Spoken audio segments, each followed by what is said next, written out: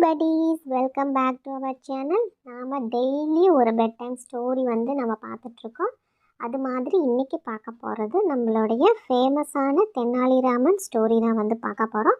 ஸ்டோரியோட name பார்த்திங்கன்னா திலகஷ்டிய மகிஷா பந்தனம் அப்படின்னு ஒரு ஸ்டோரி தான் பார்க்க போகிறோம். வாங்க ஸ்டோரிக்குள்ளே போகலாம்.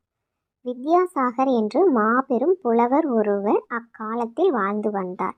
மிகவும் படித்தவர், ஞானம் உள்ளவர், ஞான செருக்கு உள்ளவர். அவர் ஒவ்வொரு நாடாக சென்று அங்குள்ள சபையை பெரியவர்களை வாதிட்டு வெல்வதை தொழிலாக கொண்டிருந்தார். அவரிடம் வாதம் செய்ய அனைவரும் அஞ்சினர்.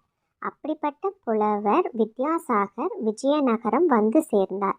மிக மரியாதையுடன் வரவேற்கப்பட்டு அரசவையில் கிருஷ்ணதேவராயரை காண அழைத்து செல்லப்பட்டார்.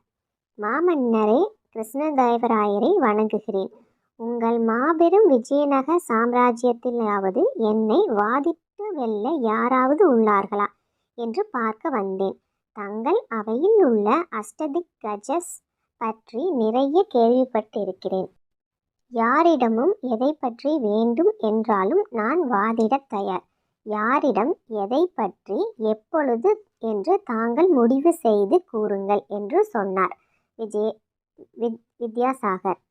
கிருஷ்ணதேவராயர் தன் அவையில் உள்ள அஷ்டதிக் கஜஸ் அதாவது 8 புலவர்களையும் வர வைத்தார். இவர்கள் இலக்கியத்தின் 8 தூண்கள் போன்றவர்கள். ஒவ்வொருவரும் ஒரு பிரத்யான காவியத்தை படைத்தவர்கள். அதில் ஒருவன் தெனாலிராமன்.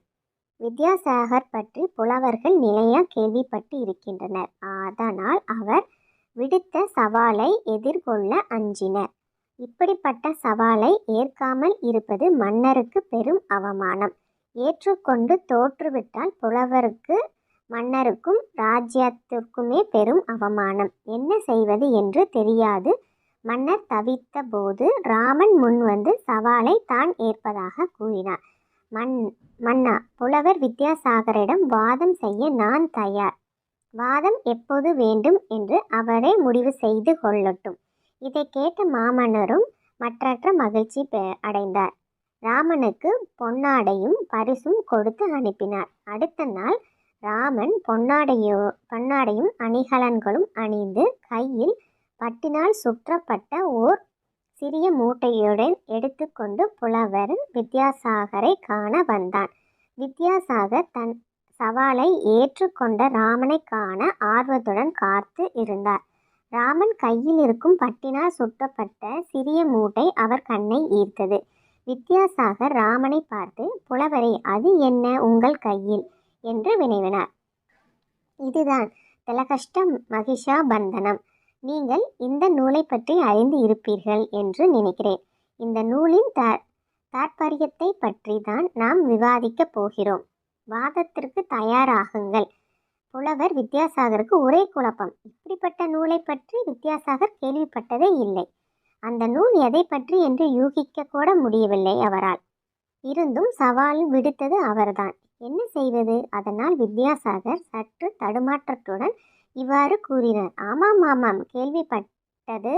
என்ன, பல வருடங்களுக்கு முன்பே நான் நன்றாக படித்து கூட இருக்கின்றேன். மிகவும் சூட்சமமான நூல். பல மைல்கள் கடந்து வந்ததால் எனக்கு மிகவும் வசதியாக உள்ளது. விவாதம் வேண்டும் என்றால் நாளை வைத்து கொள்ளலாமே. தங்கள் சித்தம் புலவரே என்று சொல்லிவிட்டு ராமனும் கிளம்பிவிட்டான். அங்கு என்ன நடந்தது என்று அரசவையில் யாருக்குமே புரியவில்லை. ராமன் சென்றவுடன் வித்யாசாகர் தன் குறிப்புகளை எல்லாம் எடுத்து பார்த்தார். எவ்வளவு யோசித்து பார்த்தாலும் அந்த திலகஷ்ட மகிஷா பந்தனம் என்னவென்று தெரியவில்லை. அதை பற்றி வாதம் செய்வது எப்படி? அரசவையில் அனைவரும் முன் அவமானப்பட வேண்டி வருமே என்று பயந்து இரவோடு இரவாக ஊரை விட்டு ஓடிவிட்டார். இதை கேள்விப்பட்ட மன்னரும் மற்ற சபையினரும் மகிழ்ந்தனர். வித்யாசாகரை அஞ்சும் அந்த திலகஷ்ட மகிஷா பந்தனம் பற்றி தெரிந்து கொள்ள மிகவும் ஆர்வமாக இருந்தனர். ராமா, விஜயநகரத்தின் பெருமை காப்பாற்றிவிட்டால் மிகவும் மகிழ்ந்தோம். இப்பொழுது அந்த திலகஷ்ட மகிஷா பந்தனம் என்ன என்று எங்களுக்கு சொல்லேன். அப்படிப்பட்ட நூலை நாங்கள் யாரும் கேள்விப்பட்டது கூட இல்லையே என்றார் மன்னர் கிருஷ்ணதேவராயர். மன்னா, அது ஒன்றும் இல்லை. திலகம் என்றால் எள்ளு, கஷ்டம் என்றால் குச்சி. திலகஷ்டம் என்றால் எள்ளு செடியின் குச்சி. மகிஷம் என்றால் எருமை, பந்தனம் என்றால் கட்டி வைக்கும் கயிறு. திலகஷ்ட மகிஷா பந்தம் என்பது இதுதான் என்று சொல்லி அந்த பட்டு மூட்டையை திறந்து ஒரு குச்சியையும் கயிற்றையும் காட்டினார். இது தெரியாமல் தான் அந்த புலவர் பயந்து ஓடி போய்விட்டார் என்று சொல்லி சிரித்தான். மன்னன் இதை கண்டு வியந்தார். ஏதோ நூல் என்று சொன்னாயே ராமா என்று கேட்டார். கயிற்றை நூல் என்று கூட சொல்லலாம் மன்னா என்று பதில் அளித்தான் ராமன். ராமனின் சமார்த்தியத்தை கண்டு அனைவரும் வியந்தனர். மன்னர் மகிழ்ச்சி பரிசு அளித்தார். நன்றி. நம்ம சேனலை சப்ஸ்கிரைப் பண்ணுங்க பட்டீஸ். தேங்க்யூ.